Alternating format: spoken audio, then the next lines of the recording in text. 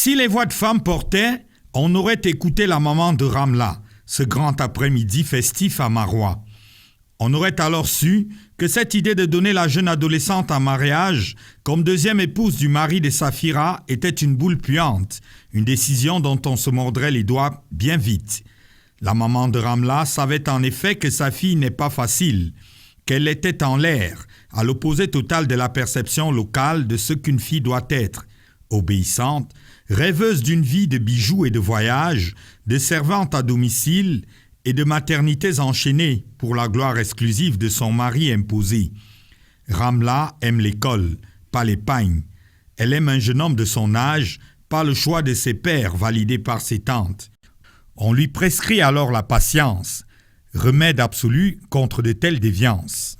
La patience peut cuire la pierre, sagesse peule. On la marie alors de force, sa petite sœur hindoue et elle, le même jour. Elle va s'affranchir assez vite, donnant du sens à l'écriture engagée de Jaili Amal. Violence conjugale, polygamie assistée, jalousie entre femmes, condition de la femme du Saré, sainte horreur de la répudiation qui plane sur la tête de celle qui ose lever la tête. Jaili Amal a écrit sa vie, sans en faire une biographie. Exercice probablement aisé, puisque ce mariage forcé et les effets induits sont une partie d'elle. Amal Amadou, première femme du Sahel à écrire sur ces choses qu'on ne dit pas.